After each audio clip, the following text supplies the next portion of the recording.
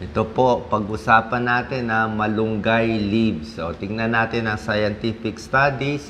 Meron bang mga talagang pag-aaral, ano yung benepisyo, at ano yung mga possible side effects. Kailangan alam din natin. Gusto natin to ituro kasi nga mura. Actually, libre. Meron kami malaking malunggay dyan eh. Pag nagtitinola kami, laging maraming malunggay. So, tingnan natin. Pwede rin malunggay tea, yung mga dahon napakahalaga. So, ang malunggay, may bulaklak, may dahon, may fruit, at may seeds, di ba? Ang pinaka-safe lang talaga po, itong mga dahon. Yan po talaga. Basta hugasan nyo, lagay sa gulay, tinola, ito po talaga ang safe. Basta hugasan nyo lang. Pagdating dito sa mga seeds, dito sa fruit, sa bunga, hindi tayo ganun ka-sure. Okay? Kasi nga hindi ganun karami ang pag-aaral. Wala talagang evidence-based. Pero pag sa buntis, nagpapa-breastfeed, hindi pinapayo itong mga iba. Hanggang dahon lang tayo. Yun lang ang safe. Tsaka sa buntis, dapat mga 4 months buntis.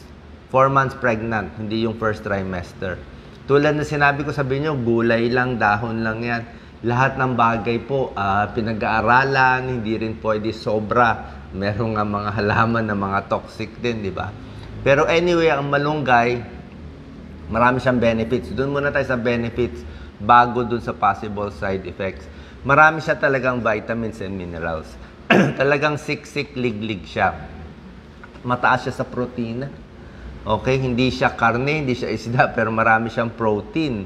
Diba? Marami siyang vitamin A para sa mata, beta-carotene.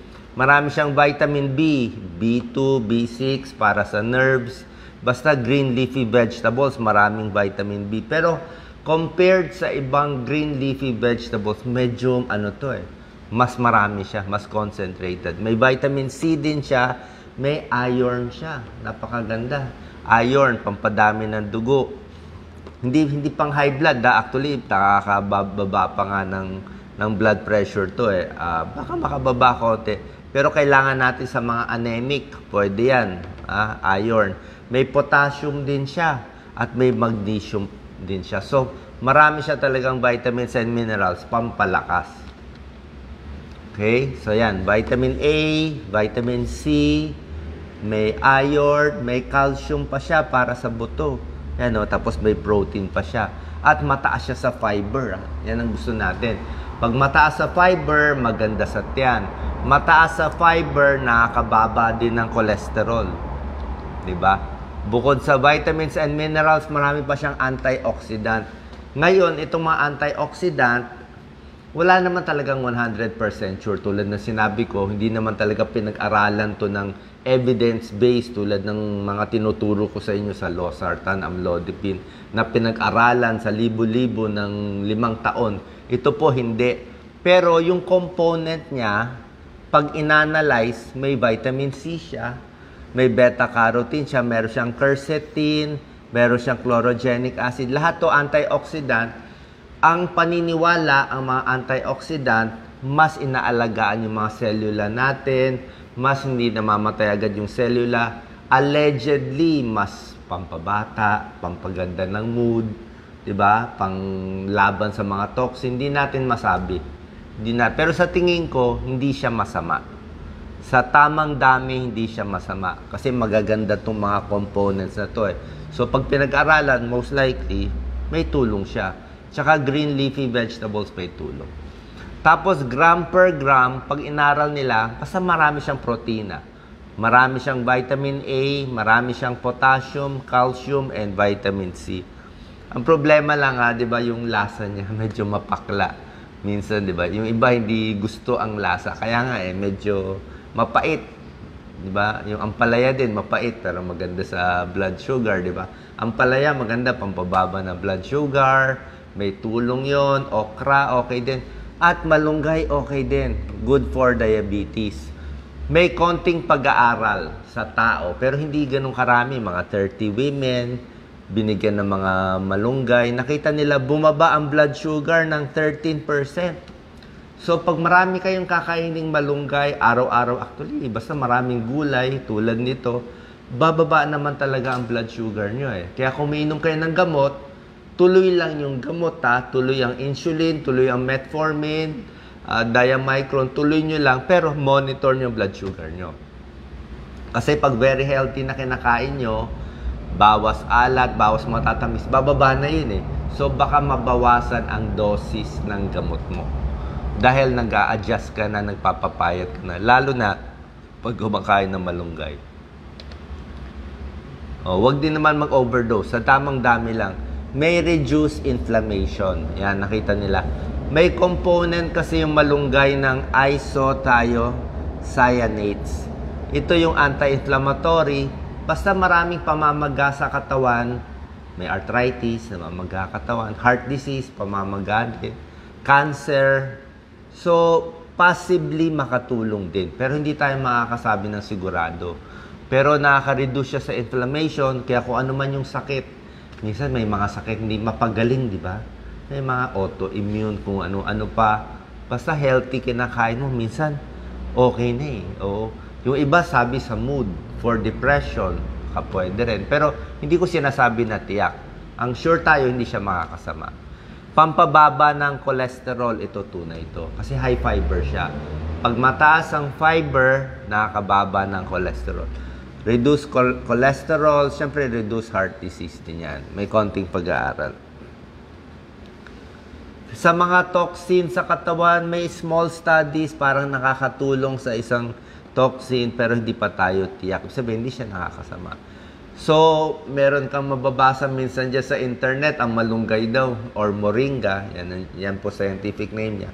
May parang 100 health benefits. Siguro hindi naman tunay 100, no? Pero itong a few mukhang meron. Basta very masustansya siya, sigurado tayo. May antioxidant siya, maganda siya sa puso. Mga sipon-sipon infection, okay din siya. Pampalakas ng katawan. Kung kulang ka sa iron, potassium, okay din. Sa diabetes, mukhang makakatulong siya. At least, para dito, medyo tiyak tayo itong leaves. Pwede siya. Ito naman ang konting issue sa buntis, okay? Sa buntis, wala talagang pag-aaral, pero yung mga dahon, yung mga leaves, pwede naman pag 4 months na, second trimester, pag 4 months ng buntis, pataas. Pero first 3 months, hindi natin sure. Pagdating sa roots, sa buto, pati sa flower, hindi po pinapayo sa buntis. Kasi ginagamit to sa ibang bansa, traditional medicine, pampakontract eh. Actually, pampalaglag eh. Pampakontract eh. Doon nila ginagamit. Kaya ayaw natin. Pero yung leaves, basta sa tamang dami lang, 4 months na yung baby sa sinapupunan, okay na yon, di ba? Huwag din i-overdose. Kaya ang leaves lang sinasabi ko ang safe. Sa breastfeeding, ganun din. Yung mga leaves lang ang safe. Yung mga roots, yung mga seeds, hindi natin masasabi. Sa bata, pwede naman konti-konti lang hanggang dahon lang tayo. Okay? Kasi nga walang ganong pag-aaral, hindi natin masyado pinapayo para dito, lalo na yung ibang parts ng malunggay. Yung iba naman sa malunggay, nagtatae, pag naparami, yung iba sumasakit ang tiyan, depende sa'yo. Yung iba, hindi naman sumasakit. Yung iba medyo nasusuka kasi mapait o naipit dito sa lalamunan. Ayan, tulad na sinabi ko sa pregnant and breastfeeding, hindi tayo sure kaya iwas na lang sa ibang parte. Pero yung leaves pwede naman.